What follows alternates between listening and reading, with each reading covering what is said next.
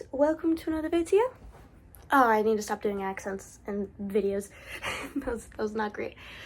And today I will be, not today, in this video, but also today, I will be reading The Kill Order, which is a prequel to the Maze Runner trilogy by James Dashner. One of two prequels, actually. So there's this one, and then there's Fever Code.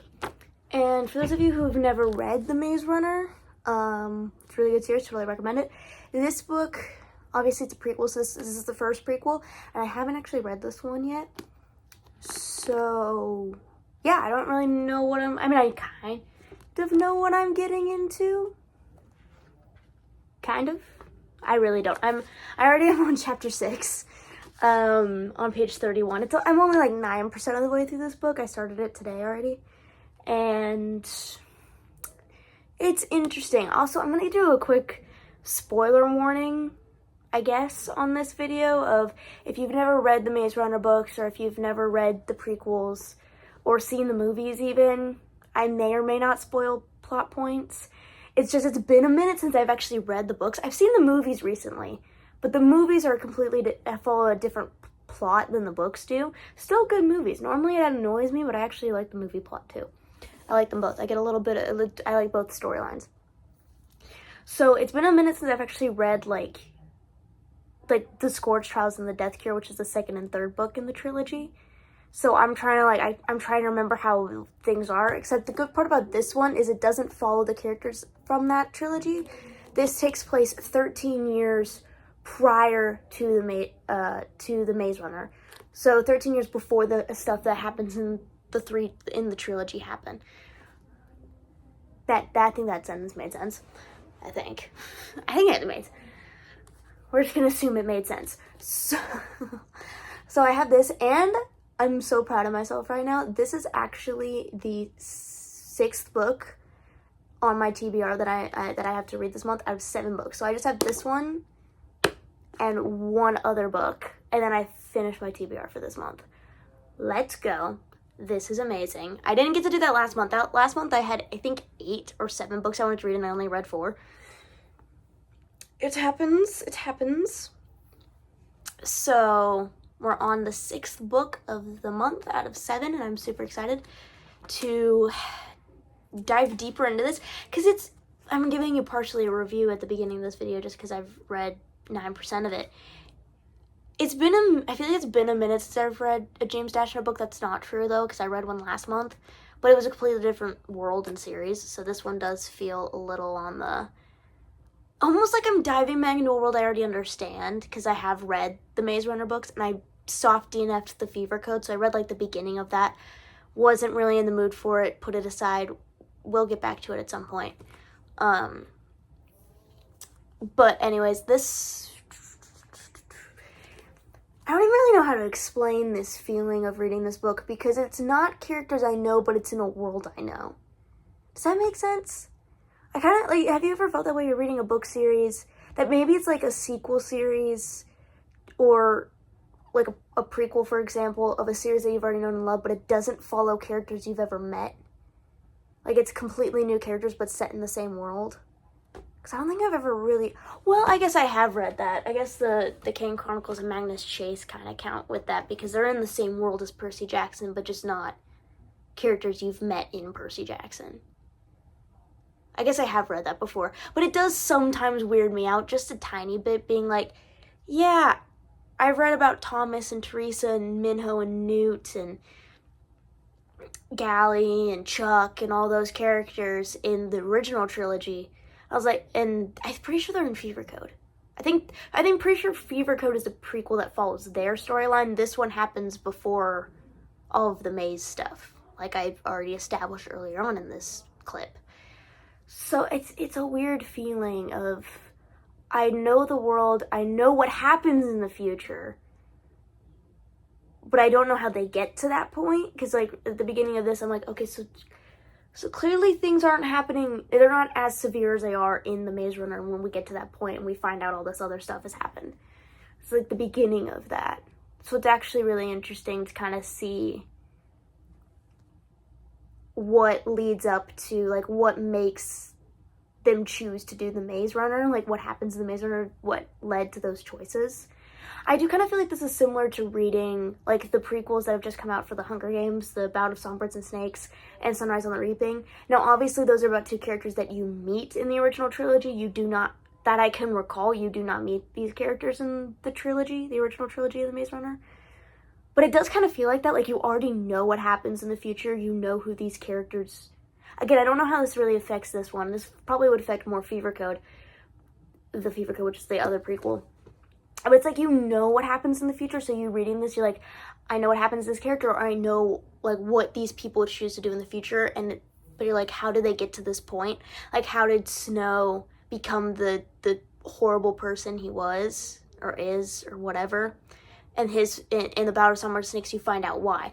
I think this is where I'm getting at, like plot-wise, this I think will explain why Wicked chose to do what they did and why the Maze Runner actually happened was hopefully will be explained or at least elaborated on in this book, and why those choices were made and why things got to that extent and that extreme, I guess. This is a really long rant to do at the beginning of a video, so sorry about that. But you know, you don't come on my videos to get short and sweet videos. I will rant your ear off about a book that I've only read 9% of. I've only read like 9% of this book and I'm already into it. So yeah, I will see you guys in the next clip. Hopefully I will be farther. Actually, before I finish that sentence, I have been reading the physical book and also listening to it as an audiobook on Libby, because I've started doing that now with some books, so where like I have to do something but I still want to read, so I'm listening to it as an audiobook. And I'm not a huge audiobook fan. I've never really have been a huge audiobook fan, but in some cases I'm like, you know what, I'm cool with like this book I feel like I could listen to as an audiobook and I'm still gonna retain as much information. But there are some books that I'm like, I can't listen to this as an audiobook. I have to sit down and read it, or else I'm not gonna catch all the things I'd like to catch. So yeah, I'll see you guys possibly in the next clip. If I get any further in on this, you may see me tomorrow, you may see me in 2 days, I really don't know. But yeah, see you. Hi. I'm at work and doing a quick update on The Kill Order. I'm now 31% of the way through this book. On page 104, I stopped mid-chapter because I was listening to it as an audiobook and I had to pause because I had to help a customer. But anyways, it's pretty good so far. It's an interesting prequel. It kind of switches back and forth from when this sun flares actually happened to now where the virus, the flare, is starting to spread. So there was a period of time, a couple months, where the flare didn't exist, which shocked me. I thought that like the flare happened when the stuff happened to Earth, but apparently not. This is getting pretty good. It's making me want to reread Maze Runner and rewatch Maze Runner. So yeah, that's my update for y'all, and I will see you in the next clip.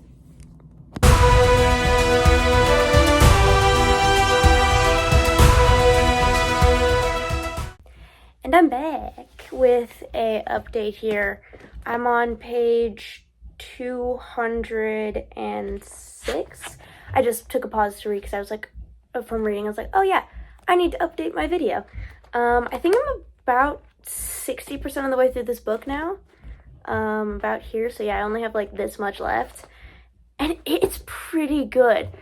As someone who's read the original Maze Runner trilogy, which is all the way up there, so I can't really grab it right now, and fell in love with those characters and remembers pretty clearly what happens in those three books, and then this one not having any of those characters, but explaining how the events that happened, let me rephrase this, the events that happened in this book explain why the maze became a thing, why the flare happened, how the flare happened, how the sun flares happened, because this takes place, I think, like a couple of months from what Mark, the main character of this, has said, since the actual sun flares that destroyed all of Earth happened. So it's pretty soon after that is when this book takes place. And as someone who, I feel like recently there's been a lot of prequels coming out in dystopian books. Not these ones came out pretty close to the original trilogy. But, I mean, like how Hunger Games is doing that. Then I know Divergent also has a prequel book that are, like, stories about 4. When it comes to this series, at least, because I haven't read the prequel, well, I've read one prequel for Hunger Games, so I guess I could talk about that, too, is I recommend reading the original trilogy before you dive into the Kill Order and the Fever Code, which is the other sequel. Other prequel to the Maze Runner trilogy, because if you read the original trilogy, you already get attached to those characters. You know them really well. You know kind of how their story ends, but you don't know how their story starts. Because in the Maze Runner, their memories are wiped. Like, they don't remember anything before they're sent into the maze. So you're kind of, and you don't know anything either, other than the brief things that you find out as the story goes on.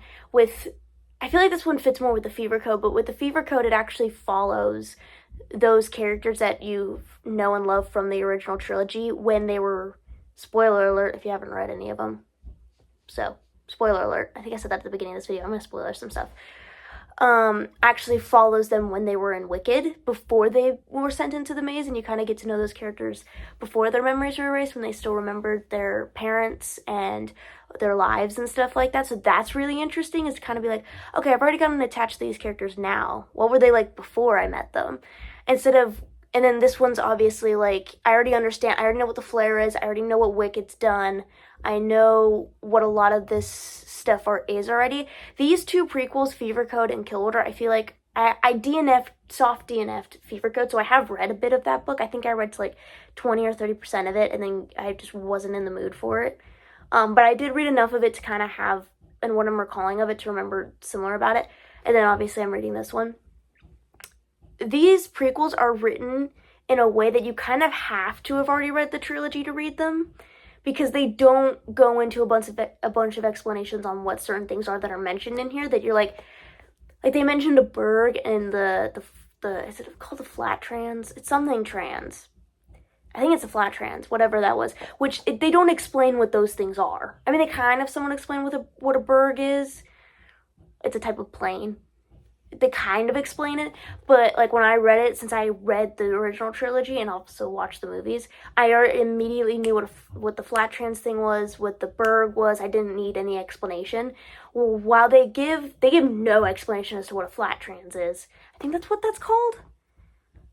I'm actually gonna flip back to when they said that, because I actually cannot remember if that's actually what it's called. Keep going.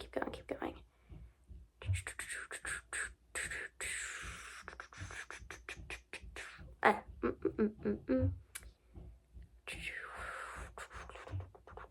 think it was said in here, wasn't it?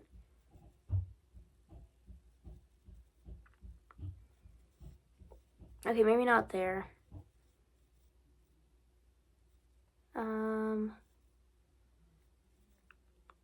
That's a flashback. Okay, flat trans. No, I was right, flat trans. It just took me 5 seconds to find it. So since I already know what those are, they don't even really give an explanation for what those are, so you're kind of, like, if you hadn't read the original trilogy, you'd be like, what is a flat trans? Which I won't, read the trilogy, you'll find out what it is. It's a very key thing in the second book. In Scorched Trials, it becomes a very key component of that storyline. So I definitely would recommend reading the original trilogy before reading these 2 prequels, just because, at least this one, and from what I recall from Fever Code, it doesn't, like, over-explain things, because if you had already read because these ones, I'm pretty sure the prequels were published after the original trilogy. Pretty positive about that. I may have to fact-check myself on that, but I'm pretty sure they were published after. So you would expect, I'm assuming James Dashner, the author of this, expected, like, oh, these people have already read the trilogy, so here are the prequels. So you already understand what half of this world is, what majority of this world is. So I'm going to give you just some background historical information, I feel like, for this one. Just more like background information of, like, characters' backgrounds and why the world's like it is in this one. I also feel the same way about Hunger Games, because I read the trilogy, the original trilogy, and then I read Ballad of Songbirds and Snakes. I was like, yeah, I feel like if I read Ballad of Songbirds and Snakes before I read Hunger Games, it would not have hit as hard. I would have probably not have liked it as much, just because I was like this, because there was a lot of moments and elements in that book that reference to Hunger Games things, or that foreshadowed to Hunger Games things, because it technically takes place before that. And I already have this deep hatred of Snow. Spoiler warning if you haven't read that book either, or seen any of the movies, that getting to read his backstory and how he became who he was like, oh yeah, I already kind of hate this character. Let's see why, like how I started hating him.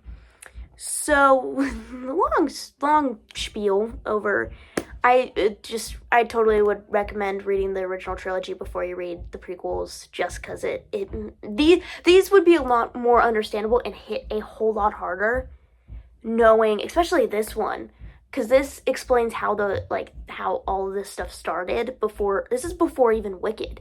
Wicked has not been mentioned once in this book, so I'm like, this takes place before Wicked's even formed, which to me is crazy. So I'm like, this happens before Wicked happens. So does I haven't finished it yet, so this is me guessing and assuming the ending here, or some plot that might happen. These are my theories.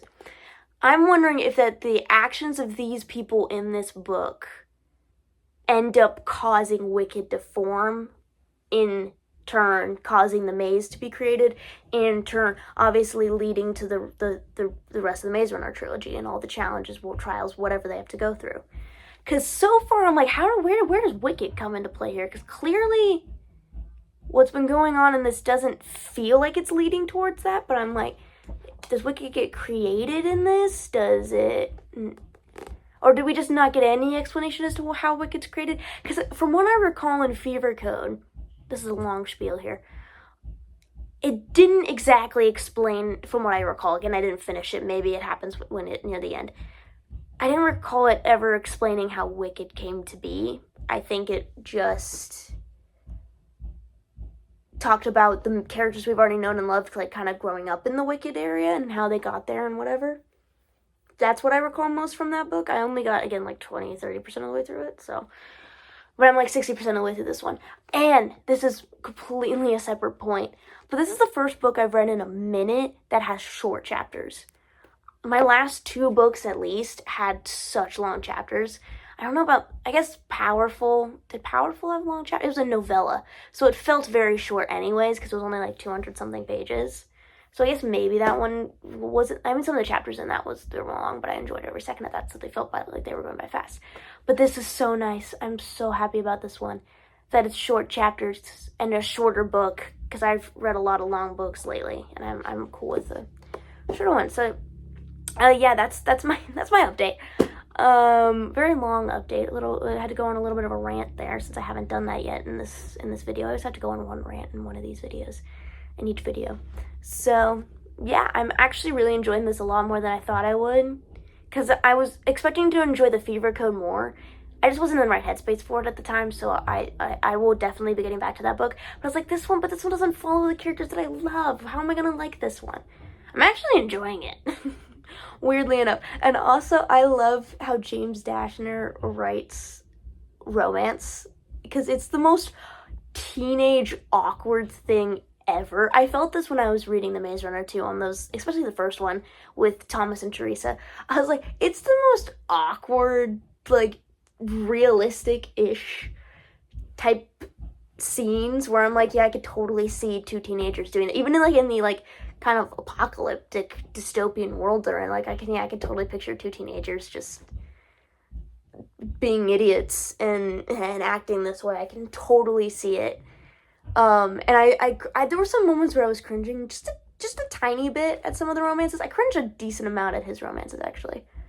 Come to think of it. Well, no, not as well written ones, but I feel like this one, it feels very one-sided. this romance that's in this one, very one-sided, in my opinion, because it feels very one-sided. In the guy's perspective, I feel almost I don't even really know how to explain it, but it does feel very one-sided. But anyways, there's my little spiel going on as I get close to finishing this book, and I will see you guys at the end of this video, which will be the next clip. I'm gonna assume next clip I'm talking in, because I'm probably just gonna binge read the rest of this. Not binge read the rest of this. I probably won't finish it today. Who knows if I'll do that or not. But yeah, see you guys in the next clip.